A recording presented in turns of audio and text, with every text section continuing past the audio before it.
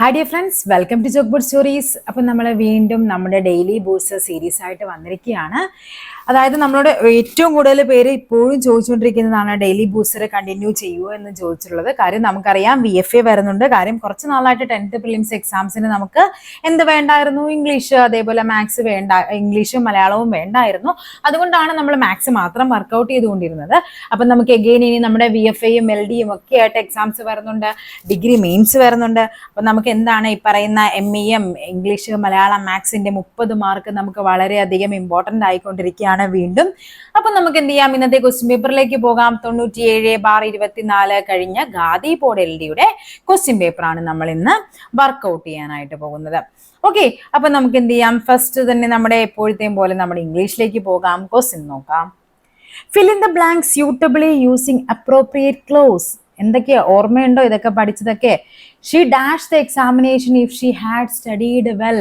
നിങ്ങൾ ഈ ഒരു സീരീസ് കാണാത്തവരാണ്, ഇപ്പൊ ആദ്യമായിട്ടാണ് ഈ ഒരു ക്ലാസ് കാണുന്നതെങ്കിൽ നമ്മുടെ പ്ലേലിസ്റ്റിൽ ഡെയിലി ബൂസ്റ്റർ എന്ന് പറയുന്ന ഒരു പ്ലേലിസ്റ്റ് കാണും, ഡെയിലി ബൂസ്റ്റർ. അതിൽ ഏകദേശം 73ഓളം ചോദ്യപേപ്പറുകൾ ഡിഗ്രി ലെവലിലെയും 10th ലെവലിലെ +2 ലെവലിലേക്ക് question papers English Malayalam maths ആയിട്ട് നമ്മൾ വർക്കൗട്ട് ചെയ്തിട്ടുണ്ട്. അത് ചെയ്ത് ഒന്നേന്ന് മുതൽ തുടങ്ങി ഏകദേശം ഒരു 10-20 ക്വസ്റ്റ്യൻ പേപ്പർ കഴിയുമ്പോൾ തന്നെ നിങ്ങൾക്ക് എന്ത് ചെയ്യാൻ പറ്റും, നിങ്ങളുടെ ആ ഒരു ഇമ്പ്രൂവ്മെന്റ് നിങ്ങൾക്ക് തന്നെ മനസ്സിലാകും. ഓക്കെ, കാര്യം ഏറ്റവും കൂടുതൽ നമുക്ക് ഒരു റിവ്യൂ കിട്ടിയിരിക്കുന്ന ഒരു ക്ലാസ്സും കൂടിയാണ് നമ്മുടെ ഡെയിലി ബൂസ്റ്റർ. അപ്പൊ എന്ത് ചെയ്യുക, മാക്സിമം കുട്ടികൾ എന്ത് ചെയ്യുക, ഫസ്റ്റ് തന്നെ തൊട്ട് കണ്ടു തുടങ്ങാൻ നോക്കുക. ഓക്കെ, അപ്പൊ നമുക്ക് ഇവിടത്തേക്ക് വരാം. She dash the examination if she had studied well. അപ്പൊ നമുക്ക് നോക്കാം, ഇഫ് ക്ലോസ് ഒക്കെ മറന്നു പോയിട്ടുണ്ടോ നോക്കാം. നമുക്ക് എന്തൊക്കെയായിരുന്നു നമ്മൾ ഇഫ് ക്ലോസിന്റെ കണ്ടീഷൻസ് പറഞ്ഞിരിക്കുന്നത്? ഫസ്റ്റ് വൺ നമ്മൾ പഠിച്ച എന്താണ്, സബ്ജക്റ്റിനോടൊപ്പം V1 ഫോർമാറ്റ് ആണെങ്കിൽ ഇവിടെ ഇതിൽ എന്തായിരിക്കണം വരേണ്ടത്? ഇവിടെ നമുക്കറിയാം വില്ല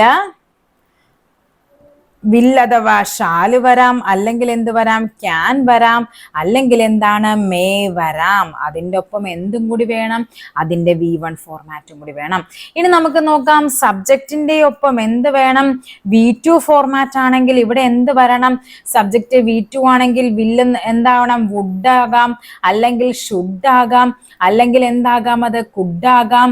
ഓക്കെ, അല്ലെങ്കിൽ എന്താകാം, അത് മേ എന്നുള്ളത് മൈറ്റ് ആകാം.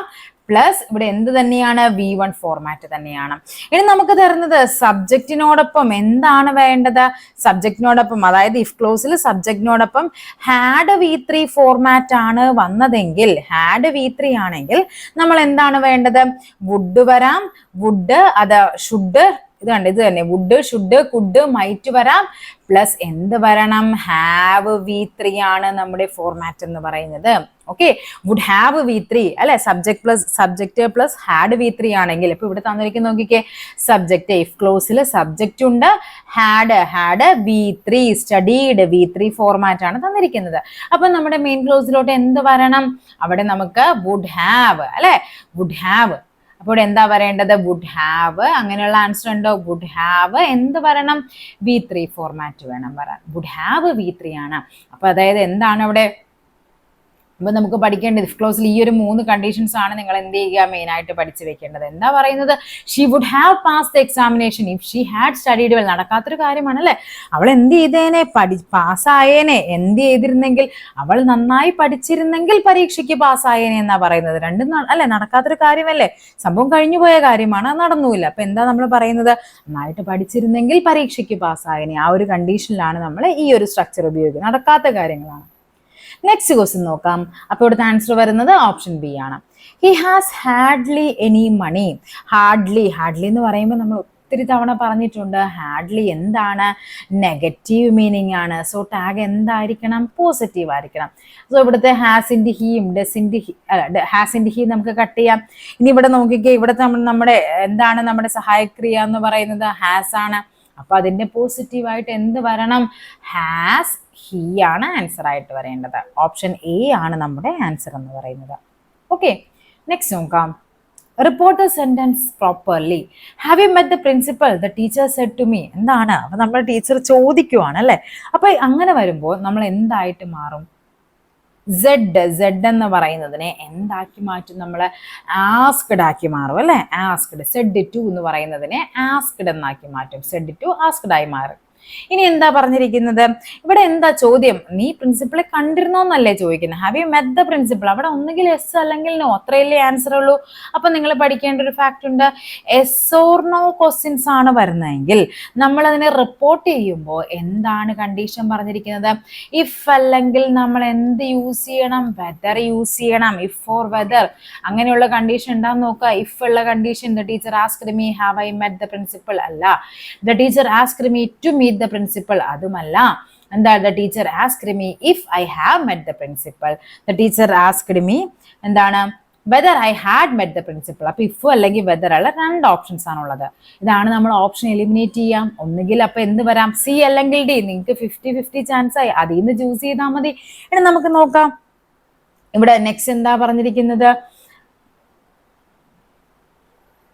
ഓക്കെ, ഇവിടെ എന്താ നോക്കിക്കേ, the teacher asked me whether I had met the principal. ഇവിടെ യു അല്ല, നീ കണ്ടിരുന്നോന്നാണ് ചോദിക്കുന്നത്. അപ്പൊ അവിടെ എന്താക്കി മാറ്റണം, ഐ ആക്കി മാറ്റണം. Whether I had met the principal എന്നുള്ളതാണ് ആൻസർ ആയിട്ട് വരേണ്ടത്. ഓപ്ഷൻ ഡി ആണ് നമ്മുടെ ആൻസർ എന്ന് പറയുന്നത്. ഓക്കെ, നെക്സ്റ്റ് നോക്കാം. Pick out the correct article and fill the sentence aptly. After dash year or two the questions can be reconsidered. After എന്താണ്, after a year ആണ് കേട്ടോ. After a year or two, 1-2 വർഷത്തിന് ശേഷമാണിത്. The questions can be reconsidered എന്ന് പറയുന്നത്. Next നോക്കാം.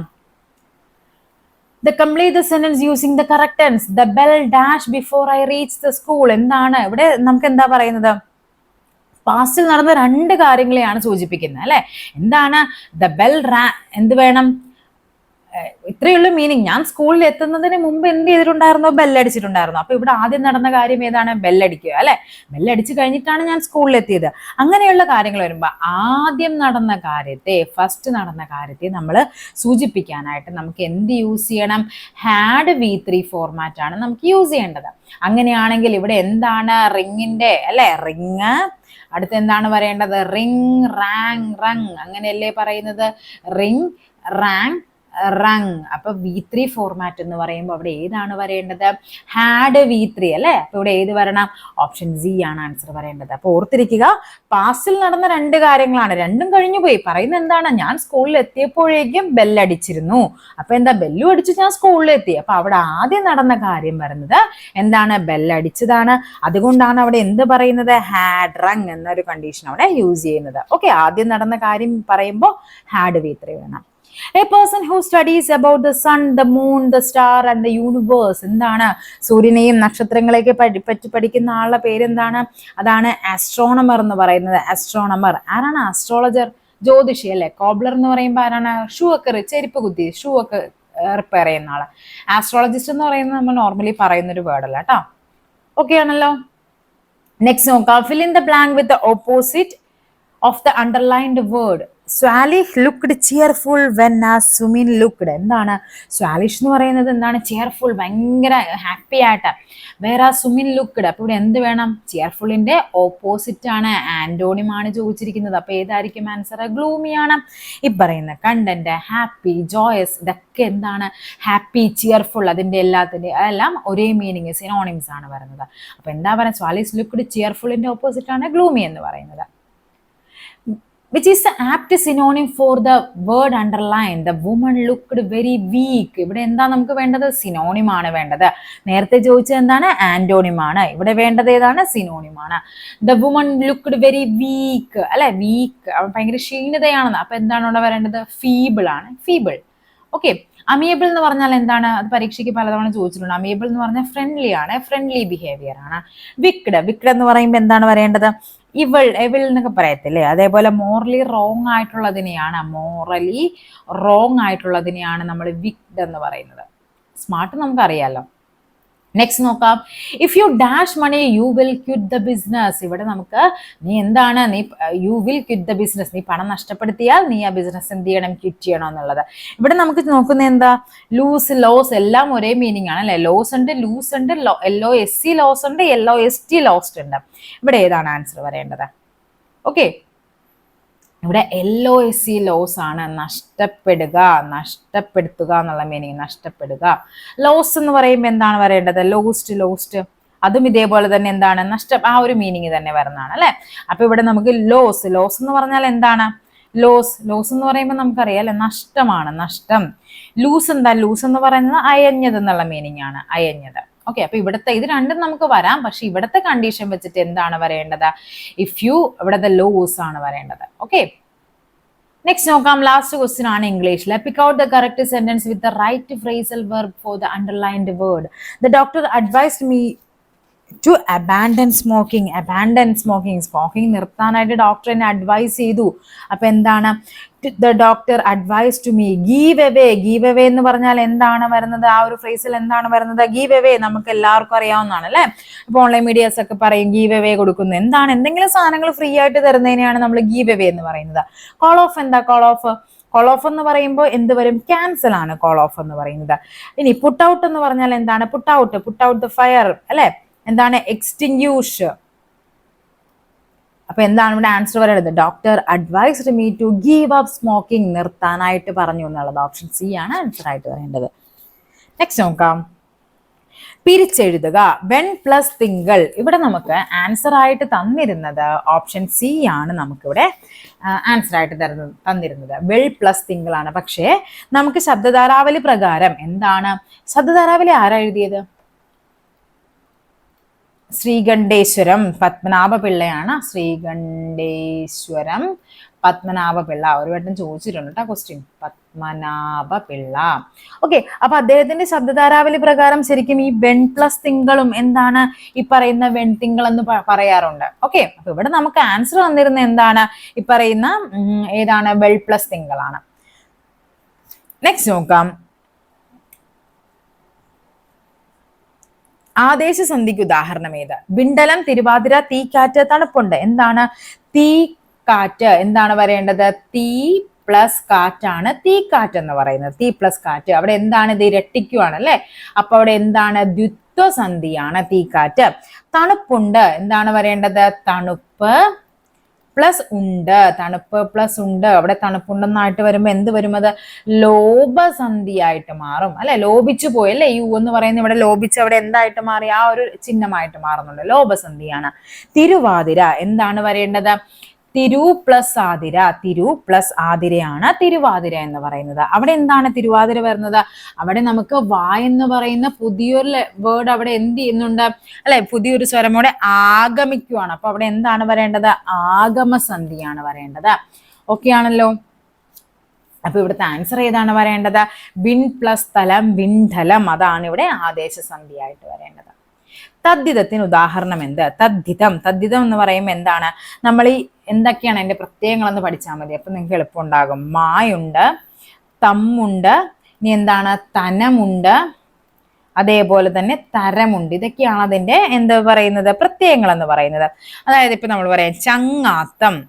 Okay, ചങ്ങാത്തം. അതേപോലെ കാട്ടാളൻ, കാട്ടാളത്തിന്റെ ദ്വിവച കാട്ടാളത്തം. അതൊക്കെ എന്താണ്? തദ്ധിതമായിട്ട് പറയാം. ഓക്കെ, അപ്പൊ ഇവിടത്തെ ഏതാണ് വരേണ്ടത്? വെണ്മയാണ് തദ്ധിതമായിട്ട് ഇവിടെ വരേണ്ടത്. ആൻസർ ഏതാണ്? ഓപ്ഷൻ ഡി ആണ്. വിപരീത പദം എഴുതുക. അഗ്രജൻ. അഗ്രജന്റെ ഓപ്പോസിറ്റ് എന്താണ്? അവരജൻ. നമ്മൾ പല ക്ലാസ്സുകളിലും റിപ്പീറ്റ് ചെയ്ത് പറഞ്ഞതാണ് അഗ്രജൻ അവരജനാണെന്നുള്ളത്. അങ്ങനെയാണെങ്കിൽ എന്താണ്? മിഥ്യ. ഓപ്പോസിറ്റ് എന്താണ്? മിഥ്യ ഓപ്പോസിറ്റ് പറഞ്ഞാൽ അത് തഥ്യയാണ്. അതേപോലെ നമുക്ക് പറയാം ചരം. ഓപ്പോസിറ്റ് എന്താണ്? ചരം അചരമാണ് ഓപ്പോസിറ്റ് ആയിട്ട് വരേണ്ടത്. ഓക്കെ, ഇങ്ങനെയുള്ള കുറെ ഓപ്പോസിറ്റുകൾ നമ്മളെല്ലാം എന്ത് ചെയ്യുന്നുണ്ട്? ആ ക്ലാസ്സുകളിൽ പല ക്ലാസ്സുകളിലായിട്ട് നമ്മൾ പറഞ്ഞു വെച്ചിട്ടുണ്ട്. അതെല്ലാം നിങ്ങൾ എന്ത് ചെയ്യണം? ഇതെല്ലാം ഇങ്ങനെ മാർക്ക് ചെയ്ത് വേണം പഠിച്ചു പോകാനായിട്ട്. എക്സാം ഹാളിൽ ചെല്ലുമ്പോൾ ഇതിനൊരു ഡൗട്ട് വരരുത്. ഓക്കെ, നെക്സ്റ്റ് നോക്കാം. ജലത്തിന്റെ പര്യായപദം അല്ലാത്തത്. ഇവിടെ നമുക്ക് എന്ത് ചെയ്തിട്ടുണ്ട്? ഈ ക്വസ്റ്റ്യൻ ക്യാൻസൽ ചെയ്തതാണ് കേട്ടോ. ഈ ക്വസ്റ്റ്യൻ ക്യാൻസൽ ചെയ്തിട്ടുണ്ട്. ഓക്കെ, ഈ നളിനം എന്ന് പറഞ്ഞാൽ ശരിക്കും എന്താണ്? താമരയാണ്. പക്ഷെ ഈ ക്വസ്റ്റ്യൻ എന്താണ്? ക്യാൻസൽഡ് ആണ്. താമര, അതേപോലെ തന്നെ എന്താണ്? നളിനം. അതേപോലെ എന്ത് പറയാം നമുക്ക്? പത്മം എന്ന് പറഞ്ഞാൽ താമരയാണ്.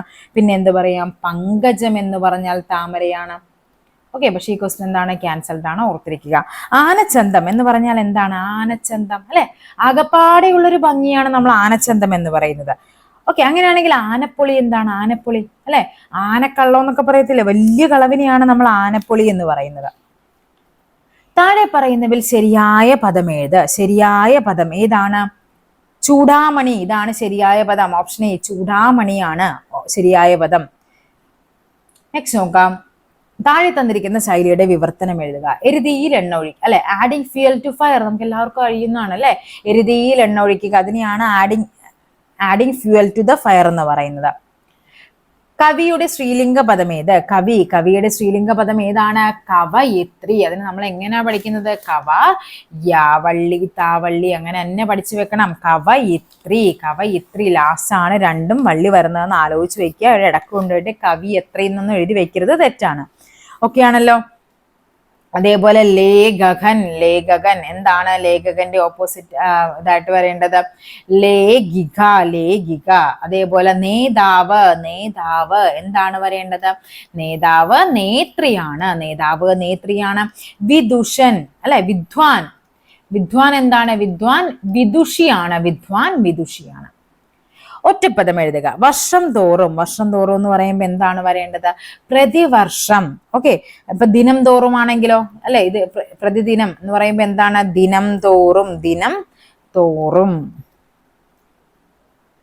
പ്രതിക്രമം എന്ന് പറഞ്ഞാൽ എന്താണ്?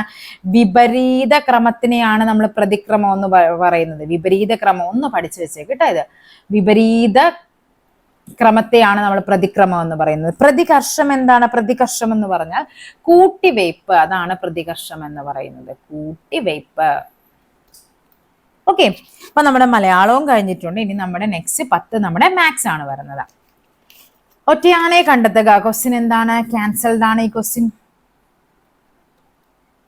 കാര്യം പല ലോജിക്കുകളും ആൾക്കാർ പറയും. കാര്യം ഇങ്ങനത്തെ എപ്പോഴും നിങ്ങൾ എന്ത് ചെയ്യുക, ഈ ഒറ്റയാനെ കണ്ടെത്തുക ഒക്കെ ജസ്റ്റ് നിങ്ങളൊന്ന് ആലോചിച്ച് നോക്കുക. ഒന്ന് എന്തെങ്കിലും കിട്ടുന്നുണ്ടോ എന്ന് നോക്കുക. ബേസിക് ആയിട്ട് കിട്ടുന്നില്ലെങ്കിൽ ഓവറായിട്ട് അതിൽ സമയം ചെലവഴിക്കരുത്. മിക്കവാറും അങ്ങനത്തെ ക്വസ്റ്റ്യൻസ് എല്ലാം ബേസിക് ക്യാൻസൽ ചെയ്യാറാ പതിവ്. കാര്യം ആരെങ്കിലും ഏതെങ്കിലും ഒരു ലോജിക്കും കൊണ്ടുവന്ന് ചലഞ്ച് ചെയ്യും. അപ്പൊ അത് നോർമലി അത് ക്യാൻസൽ ചെയ്ത് കളയും. നെക്സ്റ്റ് നോക്കാം. ഇവിടെ പവർ 1/3 ആണേ. 11 ക്യൂബ് പ്ലസ് നോക്കിക്കേ, 11 cube plus 20 square minus 3 the whole power എന്താണ് വരേണ്ടത്? 1/3 ആണ് തന്നിരിക്കുന്നത്. നോക്കാം നമുക്ക്. 11 ക്യൂബ്, 11ന്റെ ക്യൂബ് എന്ന് പറയുമ്പോൾ 11ന്റെ സ്ക്വയർ എന്ന് പറഞ്ഞാൽ എന്താണ്? 121 ആണ്. 121 into 11 നോക്കണം. 121 into 11 എന്ന് പറയുമ്പോൾ നോക്കാം നമുക്ക്. 121. ഓക്കെ, എന്താണ് ആൻസർ ആയിട്ട് വരേണ്ടത് നോക്കാം. 1331 ആണ്. അതായത് 11ന്റെ ക്യൂബ് എന്ന് പറയുന്നത് 1331 ആണ്. പ്ലസ് 20 സ്ക്വയർ എന്ന് പറയുമ്പോൾ എന്താണ്? 400 ആണ്. മൈനസ് ഇവിടെ എന്ത് വേണം? 3 അല്ലെ, 3 വരും. ദി ഹോൾ പവർ എന്താണ് വരേണ്ടത്? 1/3 ആണ് വരേണ്ടത്. അപ്പൊ ഇനി നമുക്ക് നോക്കാം ഇതിന്റെ ആൻസർ എങ്ങനെയാണ് വരേണ്ടത്. 1331 പ്ലസ് 400 ആണ് വരേണ്ടത്. ആൻസർ എത്ര വരും? 1731 വരും. അതിൽ നിന്ന് -3 ചെയ്യണം. അപ്പോൾ ആൻസർ എത്ര വരും? 1728 ആണ് ആൻസർ ആയിട്ട് വരേണ്ടത്. 1728. ഇനി നമുക്കിപ്പോൾ എങ്ങനെയാണ് ഇതിനെ സോൾവ് ചെയ്യേണ്ടത്? 1728 ദി ഹോൾ പവർ 1/3. അതായത് ഏതോ ഒരു സംഖ്യയുടെ ക്യൂബിന്റെ ഫോർമാറ്റിലോട്ട് എഴുതി കഴിഞ്ഞാൽ നമുക്കിവിടെ എന്ത് ചെയ്യാൻ പറ്റും? ഇതിനെ ഈസി ആയിട്ട് നമുക്കിതിനെ ക്യാൻസൽ ചെയ്ത് കളയാനായിട്ട് പറ്റും. അതൊന്ന് ചിന്തിച്ചാൽ മതി. അപ്പോൾ അടുത്ത ആൻസർ എത്രയാണ് വരേണ്ടതെന്ന് നോക്കാം. നമുക്ക് നോക്കാം. 12ന്റെ സ്ക്വയർ എന്ന് പറയുന്നത് എത്രയാണ്? 144 ആണ്. ഈ 144 into 12 ചെയ്യുമ്പോൾ നമുക്ക് കിട്ടും 4 into 2 8 ആണ്. ഇവിടെയും 8 വരും, ഇവിടെ 2 വരും, ഇവിടെ 4 വരും അല്ലെ. 1 4s are 4, 1 വരും. 8 8 4 12, ശിഷ്ടം 1 വരും. 1728 കണ്ട. അതായത് 12ന്റെ ക്യൂബിനെയാണ് നമ്മൾ എന്ത് പറയുന്നത്? 1728 എന്ന് പറയുന്നത്. അവിടെ നമുക്ക് ഈ 3യും കൂടി കട്ടായി പോകും. ആൻസർ വരേണ്ടത് 12 ആണ് ആൻസർ ആയിട്ട് വരേണ്ടത്. ഓക്കെ, അപ്പൊ നമുക്ക് നോക്കാം. ആൻസർ എന്ന് പറയുന്നത് ഓപ്ഷൻ ഡി 12 ആണ്. നെക്സ്റ്റ് ക്വസ്റ്റ്യൻ നോക്കാം. എന്താ പറഞ്ഞിരിക്കുന്നത് നോക്കിക്കേ. ശ്രേണിയാണല്ലേ തന്നിരിക്കുന്നത്. 3 8, അതേപോലെ എന്താ തന്നിരിക്കുന്നത്? 3 8 15 24. നെക്സ്റ്റ് നമ്പർ ആണ് നമുക്ക് വേണ്ടത്. നെക്സ്റ്റ് നമ്പർ എന്ന് പറയുമ്പോൾ എന്താണ്? ഇവിടെ നോക്കിക്കേ, ഈ 3നോട് നമ്മൾ എത്ര കൂട്ടുമ്പോഴാ 8 കിട്ടുന്നത് നോക്കാം നമുക്ക്. 5 കൂട്ടുമ്പോഴാണ്. ഈ 8നോട് നമ്മൾ എന്ത് ചെയ്തു, 7 കൂട്ടിയപ്പോൾ 15 കിട്ടി. ഈ 15നോട് ഞാൻ എന്ത് ചെയ്തു, 9 കൂട്ടിയപ്പോൾ എനിക്ക് എന്ത് കിട്ടി, 24 കിട്ടി. ഇനി എന്ത് ചെയ്യണം, ഈ 24നോട് 5, 7, 9 നെക്സ്റ്റ് എന്താണ്, ഓഡ് നമ്പേഴ്സ് ആണ് വന്നിരിക്കുന്നത്, 11 കൂട്ടണം. സോ ആൻസർ എന്ത് വരും, 35 വരും. 24, 11, 35. ഓപ്ഷൻ എ ആണ് ആൻസർ ആയിട്ട് വരേണ്ടത്. നെക്സ്റ്റ് നോക്കാം. രാജുവിന് 1ാം പാദ പരീക്ഷയിൽ 62 മാർക്കും. ഓക്കെ, അപ്പൊ 1ാം പാദ പരീക്ഷയിൽ എത്ര കിട്ടി, 62 മാർക്ക് കിട്ടി. 2ാം പാദ പരീക്ഷയിൽ 48 മാർക്ക് കിട്ടി. എങ്കിൽ 3ാം പാദ പരീക്ഷയിൽ എത്ര മാർക്ക് കിട്ടിയാലാണ് ഇവരുടെ ശരാശരി 60 ആകുന്നതെന്നാണ് ചോദിച്ചിരിക്കുന്നത്. ഓക്കെ ആണല്ലോ ക്വസ്റ്റ്യൻ. അപ്പൊ നമുക്ക് നോക്കാം, ശരാശരി എന്ന് പറയുന്നത് നമ്മൾ എങ്ങനെയാണ് ചെയ്യുന്നത്, ആകെ അല്ലെ, ആകെ തുകയെ എണ്ണം കൊണ്ട് ഹരിക്കുന്നതാണ് എന്തെന്ന് പറയുന്നത്, ശരാശരി എന്ന് പറയുന്നത്. അപ്പൊ ശരാശരി എനിക്ക് ഇവിടെ എന്താവണം, 60 ആകണം. ഓക്കെ, അപ്പൊ ഇവിടെ ആകെ തുക എന്ന് പറയുമ്പോൾ 62 ആയിട്ടുണ്ട്, പിന്നെ 48 ആയിട്ടുണ്ട്, പിന്നെ എത്രയോ മാർക്കും കൂടി കിട്ടിക്കഴിഞ്ഞാൽ എന്റെ ആകെ കിട്ടും. ഡിവൈഡ് ബൈ എത്രയാണ്, 3. 60 × 3 എന്ന് പറയുമ്പോൾ 180 ആണ്. 180 എന്ന് പറയുമ്പോൾ 62 48 കൂടി കൂട്ടുമ്പോൾ നമുക്ക് എന്ത് കിട്ടും, ഇവിടെ 110 കിട്ടും. ഓക്കെ, 110 എന്തോ കൂടി കൂട്ടുമ്പോഴാണ് 180 കിട്ടുന്നത്. സോ 180 മൈനസ് 110 ചെയ്താൽ മതി. ആൻസർ എത്ര കിട്ടും, 70.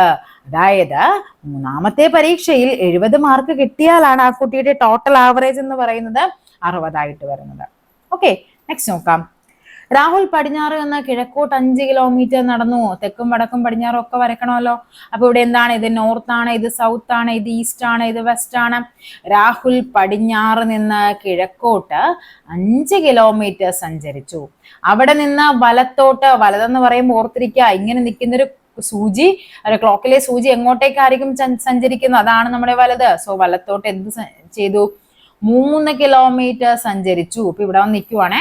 ഇനി ഇടത്തോട്ട്, ഇങ്ങനെ നിൽക്കുന്ന സൂചി വലത്തോട്ടെന്ന് പറയുമ്പോൾ ഇങ്ങോട്ടാണ് മൂവ് ചെയ്യേണ്ടത്. ഇടത്തോട്ടെന്ന് പറയുമ്പോൾ എന്താണ്, ഇങ്ങോട്ടേക്ക്. ഇടത്തോട്ട് 4 കിലോമീറ്റർ മൂവ് ചെയ്തു. ഇനി എന്താണ്, വീണ്ടും ഇടത്തോട്ട് എന്ത് ചെയ്തു, ഇടത്തോട്ട് അഗെയിൻ 3 കിലോമീറ്റർ മൂവ് ചെയ്തുവെങ്കിൽ രാഹുൽ തുടങ്ങിയെടുത്ത് നിന്ന് ഇവിടം വരെയുള്ള അകലമാണ് ഈ ചോദിച്ചിരിക്കുന്നത്.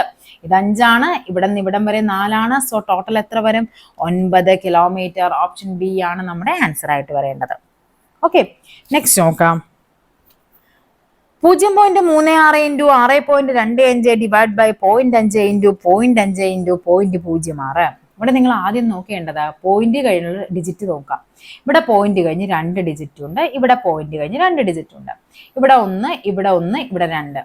ടോട്ടൽ എത്രയായി, മുകളിലും 4 ഡിജിറ്റ് ഉണ്ട് പോയിന്റ് കഴിഞ്ഞ്, ഇവിടെ താഴെയും എന്തുണ്ട്, 4 ഡിജിറ്റ് ഉണ്ട്. ഇങ്ങനെ വന്നു കഴിഞ്ഞാൽ നിങ്ങൾ എന്ത് ചെയ്യുക, കണ്ണും പൂട്ടി നിങ്ങൾ ആ പോയിന്റ് അങ്ങ് മാറ്റി എഴുതിക്കോ. ഡിവൈഡ് ബൈ 5 × 5 × 6 എന്ന് വരും. എളുപ്പമായല്ല.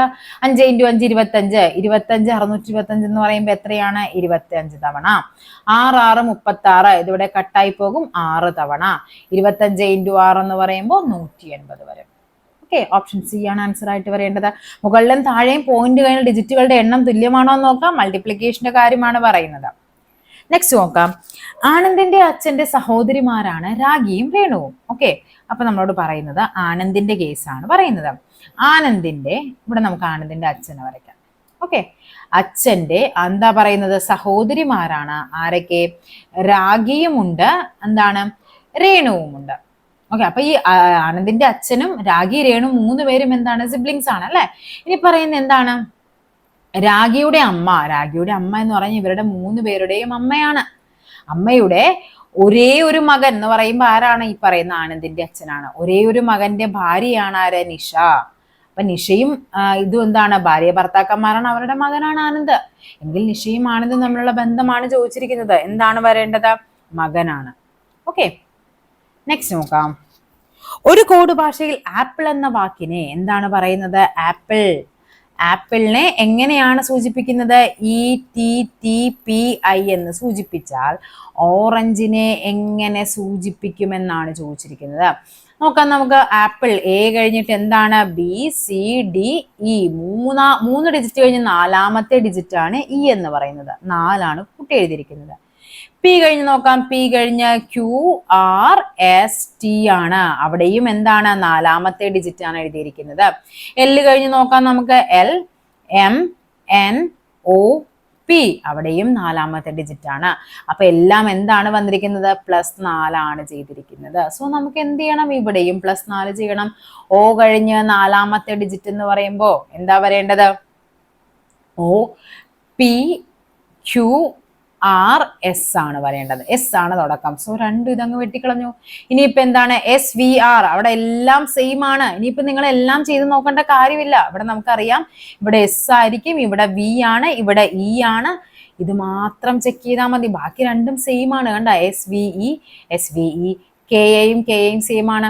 ഈ N കഴിഞ്ഞുള്ള നോക്കിയാൽ മാത്രം മതി. N കഴിഞ്ഞ് നമുക്ക് നോക്കാം. OPQR. ഏതായിരിക്കണം വരേണ്ടത്? R ആണ് വരേണ്ടത്.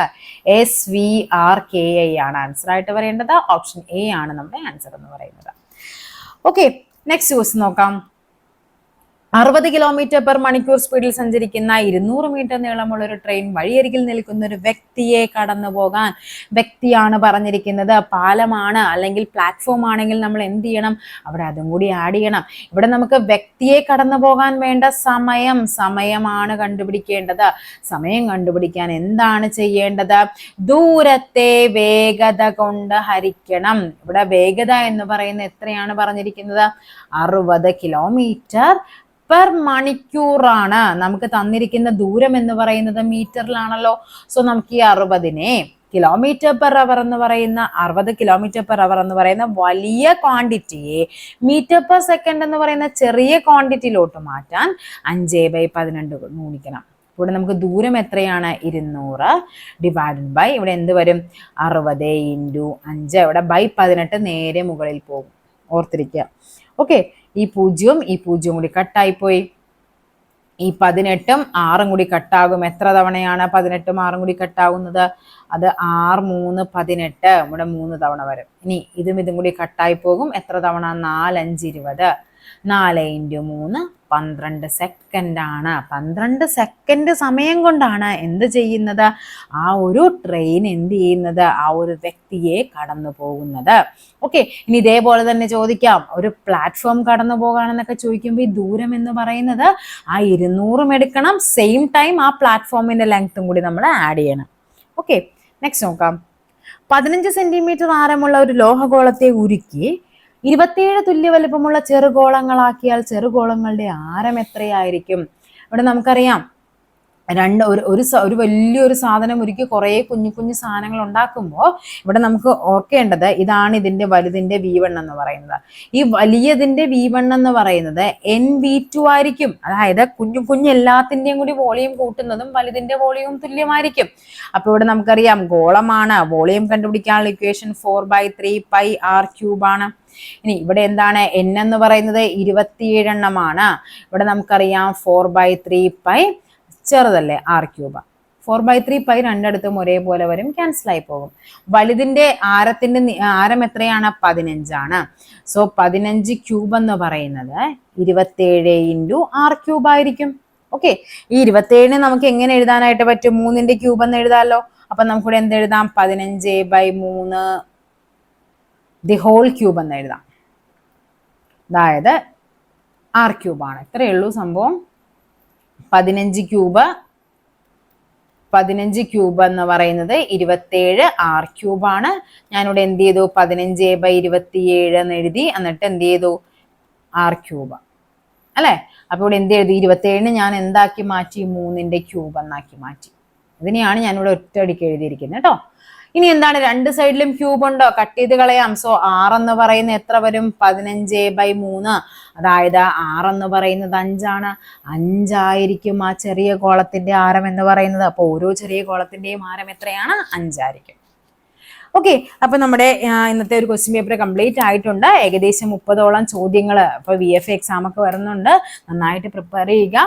അപ്പൊ നമുക്ക് എന്ത് ചെയ്യാം, അടുത്ത ക്ലാസ്സിൽ നമുക്ക് വീണ്ടും കാണാം. താങ്ക്